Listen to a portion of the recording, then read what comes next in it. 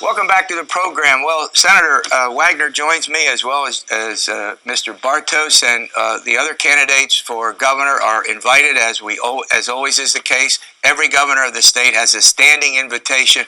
So, Senator, should you become governor of the Commonwealth, you have a standing invitation, and we love to have the governors on. All right, Senator, we cannot avoid, and we shouldn't avoid, talking about what is huge news, that the sad, sorrowful situation that occurred in Broward County in South Florida. As you know, with your experience, this can happen anywhere. What should be done? What should government do? Well, Terry, I think the deeper issue is the mental health issue in this country. The shooter was a former student and had issues in the school. The little bit I've read about the incident, and if you go back and you look at a lot of the past tragedies that have happened, there's been mental health issues. Some of the shooters were bullied at a point in their life. Yeah. It's a big problem, and we have to get our arms around it. And so really we have to go back to the root of the problem, and it's Right. the mental health issue. The bullying issue, but it's tragic. I mean, it's a great point.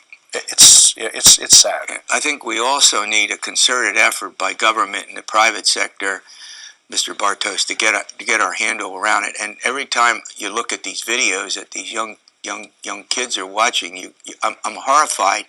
And soon killing becomes, take it.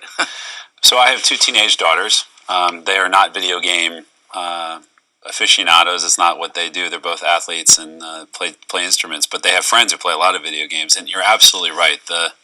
There's so much desensitization. You become desensitized to violence when you see this day after day in the games, where they're so real. The games are so real. The graphics are so real that it becomes nothing to switch from the play life to the real life. And I think that goes to what Scott's saying about mental health. Yeah. I think we also need to talk about security in schools. All right, Senator, I got to start with an important question. Scott Wagner gets to be governor of the Commonwealth. What are the first three things you would put on your agenda? Not just on your agenda, but you would do by executive action, if you can do it that way, or with the Pennsylvania legislature. What would you do? Well, Terry, there are three issues that are on my radar screen, and they're not in any specific order, and one may tie into another. But number one, we have to get control of our finances in the state of Pennsylvania. We don't have a revenue problem. We have a spending and mismanagement problem. I've served in the Pennsylvania State Senate for 4 years. This starting next week will be my fourth year serving on the Appropriations Committee, and I ask a lot of questions that I would ask as a private sector business owner, and I don't get answers. And I see a lot of secrecy. I see a lot of manipulation with the budget, and we have to get our arms around that budget. And I believe, and what I will do as governor, I will go to zero-based budgeting in the state of Pennsylvania. 80% of Pennsylvania households are doing it at their kitchen tables. Right. They look at their revenue or income, and they look at their expenses. I believe that in the first year, if we do zero-based budgeting, we will probably find somewhere between $1.5 and $4 billion. Okay, so then the next large item, and this is, I think, is probably is just as big as the budget side, is our education system. We have over 200,000 skilled labor positions that are open, and people keep talking about bringing more jobs to Pennsylvania. Well, we have 200,000 skilled labor positions that we can't fill right now because we don't have the people. And I think we should focus on that first. That should be our priority. Does that mean that one of the complaints we hear is there's not enough training, vocational training, skilled training that ought to go on, particularly in a small town in rural America and also in urban America, we'll put it this way, urban Pennsylvania. So are you talking about training, and I won't say retraining, but literally training our workforce for the jobs in a modern society? Well, I think I'm going to use the term retool and reinvent our education system. We go into the schools and talk to children about their careers in 10th, 11th, and 12th grade. Right. We should be going into the schools and talking about career in 4th, 5th, and 6th grade. Okay. And there's a couple things that would happen there. I learned recently that the Allentown School District has a 30 to 35% dropout rate, which is it's staggering to me. And then my brain goes on to this question: well, how many of the 30 to 35% of the dropout students in the Allentown schools end up in the criminal justice system? Right. But if we started the conversation in 4th, 5th, and 6th grade, there's a very large potential that we could catch those students before they drop out, which is a very big deal. Right. And that maybe solves a little bit of the criminal justice situation. But listen, there's nothing wrong with being a plumber or electrician. Today's society has parents, not wanting their children to go into the trades. They want them to go to college. And if you go into the public schools, the guidance counselors in 10th, 11th, and 12th grade are pushing the students to college. And then on top of it, the students are coming out with unbelievable amounts of student debt, and they can't find jobs. Okay, believe it or not, we're out of time in this segment. We come back. I have an interesting question for you, Mr. Bartos. When we come back, I'm going to ask him something. Welcome back. Well, my special guest this week is State Senator Scott Wagner. He's the Republican-endorsed candidate for governor, and I'm looking across at Jeff Bartos. He's in the real estate business. All right, here's the question. This is a highly unusual situation you two have put together, where a candidate for governor is endorsed and you're running as a team. To be lieutenant governor, that's pretty unusual. We do know you run separately. Voters get a chance to vote separately. But here's what matters. Lieutenant governors play a role only if the governor really lets them. That's right. And so we've had lieutenant governors that have had an energy portfolio. They've had PEMA, Pennsylvania Emergency Management. Some have had nothing. They might as well have been having another, a part-time job.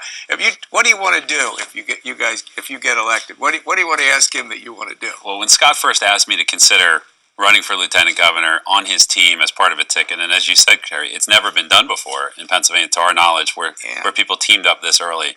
I was struck by Scott's vision and by his leadership, and he recognized the dysfunction that exists today in our executive branch here in Pennsylvania, where the governor and the lieutenant governor don't speak to one another. They don't have a relationship. Well, that's not always been the case. Yeah, but they don't have. Fairness. But today now I think that's fair. That's a fair statement. And so Scott and I initially bonded and have continued to campaign together on a really simple premise, which is we both grew up in Pennsylvania. We both raised our families in Pennsylvania. We want our children and grandchildren to choose to be in Pennsylvania. And the way we create that dynamic environment where young people want to come here, people want to start their businesses here, is we focus on economic growth. So the short answer is you want to be involved somehow in economic development, right? Economic development and economic growth. I mean, Pennsylvania, and I'll put this out there, and we could have an interesting conversation about it. Pennsylvania can be the fastest growing, most dynamic state in the country. We need the right leadership in the executive branch, and we need the right culture that we've spread through. That would be your focus. That would be my focus. All right, Senator, back to you. Let's go to two other important items that you would pursue if elected. The third item, Terry, that I've heard about for 4 years all over Pennsylvania are the school property taxes on real estate, and we have to solve that issue. But it's complex, and the number one reason that school taxes have skyrocketed is because we have a pension crisis. But in 2016, which was one of the best years in the stock market we've probably seen in probably 15 or 20 years, we allowed PSERS money managers to deliver a return of 1.29%, and the benchmark was 7.5%. Well, let me stop you here. There's $11-12 billion in property taxes out there that principally the schools really heavily rely on. If you want to do something about that, if you want to eliminate, and a lot of people do, and hypothetically that sounds nice, but you're talking about a huge jump in one of the other big state taxes, such as income and sales, and that's not popular, even though the property tax, as you know, is the most unpopular tax. How do you handle the fact that getting lawmakers to vote for a big hike in the income or sales tax, it gets difficult? There's first step. Number one, the first step is to go to zero-based budgeting and find out what available money is available, okay, that we don't have to tax something or raise something. Number two, we absolutely have to get the pension returns where they belong and even greater.